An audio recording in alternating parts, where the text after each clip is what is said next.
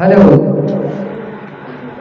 तो सभी प्यारे बच्चे को मेरा बहुत सारा प्यार। जैसा कि आप लोग जानते हैं कि आज हम लोग 5 सितंबर 2023 में हम लोग आए हैं, यहाँ पे इकट्ठा हुए हैं शिक्षक दिवस मनाने के लिए।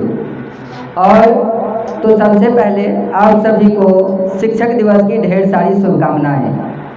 सबसे पहले हम लोग जानेंगे कि हम लोग शिक्षक दिवस आखिर मनाते क्यों हैं। तो शिक्षक दिवस का प्रारंभ जो हुआ वो क्यों हुआ, उसके पीछे जो कहानी है उसको जानते हैं।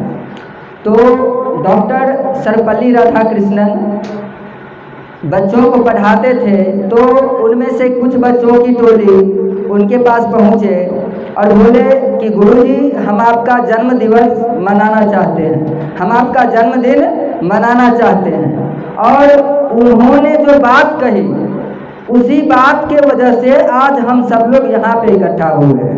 और कैसे एक विचार जो है पूरे दुनिया में बदलाव ला सकता है, कैसे एक विचार और एक बात पूरे दुनिया को सम्मान भी दे सकता है और पूरे दुनिया को अपमान भी कर सकता है, ये बात यही है। डॉक्टर सर्वपल्ली राधाकृष्णन जी बोले कि तुम लोग मेरा जन्म दिवस मनाना चाहते हो, बहुत बढ़िया बात है, लेकिन यदि मेरा जन्म दिवस मनाओगे तो इससे सिर्फ और सिर्फ हमें सम्मान मिलेगा, यानी कि डॉक्टर सर्वपल्ली राधाकृष्णन को सम्मान मिलेगा। लेकिन यदि इसको शिक्षक दिवस के रूप में मनाया जाएगा तो जितने भी शिक्षक हैं सबको सम्मान मिलेगा। और सोचने वाली बात है, क्या सभी शिक्षक को ही सम्मान मिलता है? उनको सम्मान नहीं मिल रहा है, उनको सम्मान मिल रहा है। यानी कि वो दूसरों के बारे में सोचे तो आज पूरे शिक्षक के साथ साथ उनको भी सम्मान मिल रहा है, उनको भी पूजा जाता है। तो हम लोगों को यही समझना है कि हम लोग सब अपने जीवन में एक विशेष बात सोच सकते हैं। हर हमेशा कोई बात सोचने से पहले सोचे कि बात ऐसा होना चाहिए जिससे दूसरों का कल्याण हो, न कि दूसरों का नुकसान हो। और यदि हम दूसरों के भलाई के बारे में सोचते हैं तो अपनी भी भलाई होती ही होती है। और महान कृत्य करने वाले, महान कार्य करने वाले, दुनिया में दूसरों के बारे में सोचने वाले कई हस्ती हैं हमारे इतिहास में जिनको पूजा जाता है, जैसे महात्मा गांधी, डॉक्टर सुभाष चंद्र बोस, डॉक्टर भीमराव अंबेडकर और बहुत सारे, डॉक्टर जननायक कर्पूरी ठाकुर, जिनकी कई जगह पे जो है प्रतिमा बना हुआ है और आज भी हम लोग उनका पूजा करते हैं। कभी भी प्यार से नाम लेते हैं, उनके बारे में अच्छा सोचते हैं। क्यों? क्योंकि वो अपने ही बारे में सिर्फ नहीं सोचे बल्कि समाज के भी बारे में सोचे।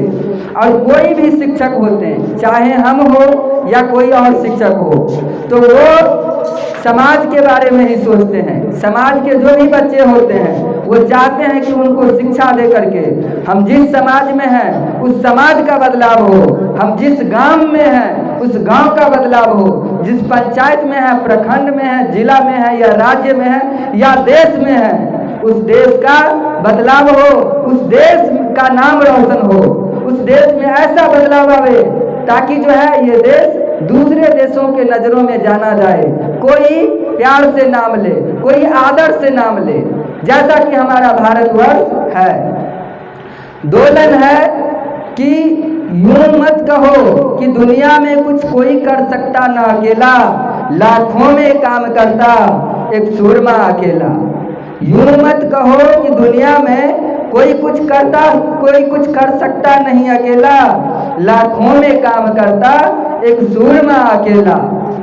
लाखों है देश इस जहां में, लाखों है देश इस जहां में, लेकिन जिंदगी का सही मायने, धर्म का सही मायने, अनेकता में एकता के सही मायने भारत सिखाने वाला है अकेला, लाखों में काम करता एक सूरमा अकेला।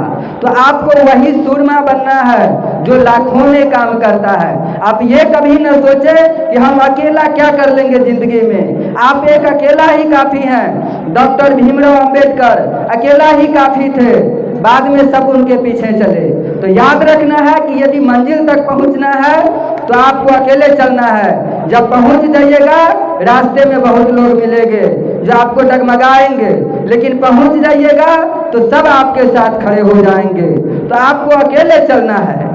और लाइन है कि लाखों है फूल बागों में, लाखों है फूल बागों में, सबके खुशबू अनेक है, सबके गुण अनेक है, लेकिन जो गुलाब है वो है सबसे अलबेला, लाखों में काम करता एक सुरमा अकेला। और आप वही सुरमा है।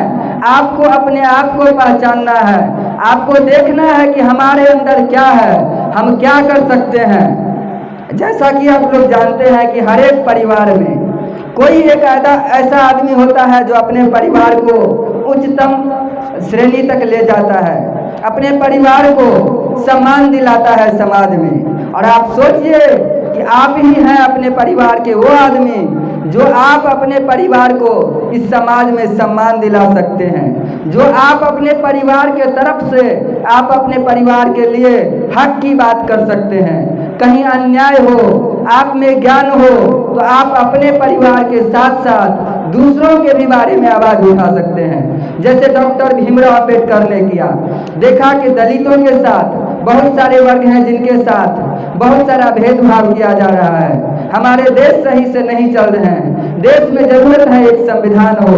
वो अकेले खड़ा हो गए, संविधान लिख दिए, सब उसके साथ आ गए। और आज देखिए हमारे देश का अपना संविधान है, अपनी कानून है, और हम लोग भी किसी देश के सामने खड़े होकर के बोलते हैं कि हम भी हिंदुस्तानी हैं। ये हिंदुस्तानी जितना गर्व से बोलते हैं ये वैसे नहीं हो गया, ये गर्व वैसे नहीं आ जाता है। हिंदुस्तान वैसे ही नहीं हिंदुस्तान है, बहुत लोगों का बलिदान गया है। बहुत लोग जो है अपने दिन रात एक करके शिक्षा ग्रहण किए हैं, तब जाकर के कहीं अंग्रेजों से लोहा लिए और अपने देश का संविधान लिखे। और आए दिन संविधान में संशोधन भी होता रहता है, हर एक नए कानून भी बनता रहता है, और सभी का मकसद एक ही है कि भारत का विकास हो, भारत का विकास हो और भारत का विकास हो। तो आप उस लायक बनिए। आज शिक्षक दिवस के इस अवसर पर हम यही कहना चाहेंगे कि आप लोग बाग के फूल हैं और शिक्षक माली होते हैं, जो चाहते हैं कि सभी फलों, सभी फूल को सींचे और सभी फूल मेरा हरा भरा हो। वो ये नहीं चाहते हैं कि मेरा एक ही फूल बगीचे में खिले।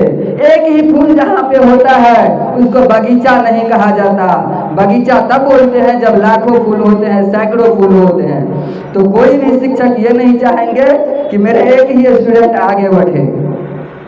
शिक्षक अनेक तरह के होते हैं, सबका अपना अपना स्वभाव है, सब अपने हिसाब से पढ़ाते हैं, लेकिन सबका मतलब एक ही होता है कि बच्चे आगे बढ़े। कोई बहुत प्यार से समझाते हैं, कोई थोड़ा डांट करके समझाते हैं, लेकिन सबका मकसद एक ही है कि बच्चे आगे हो। यदि शिक्षक प्यार से समझाए तब भी आदर कीजिए, यदि डांट लगाए तब भी आदर कीजिए। आपको कभी भी ये नहीं सोचना है कि शिक्षक हमको डांट क्यों रहे हैं, हम पे बोल क्यों रहे हैं। आप जरूर कहीं गलती किए होंगे, इसीलिए बोले होंगे। जो शिक्षक आपको डांट रहे हैं कभी न कभी उनको भी डांट लगी होगी, और वो भी सीखे हैं तब सिखा रहे हैं। तो कहने का मतलब यही है, कुछ सिखाना है, सीखना पड़ेगा। जगाना है किसी को तो खुद जगना पड़ेगा।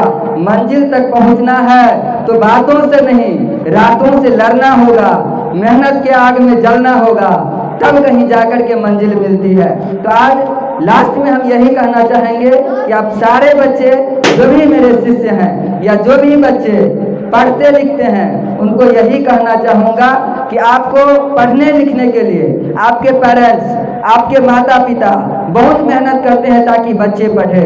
तो आपको इधर उधर भटकना नहीं है।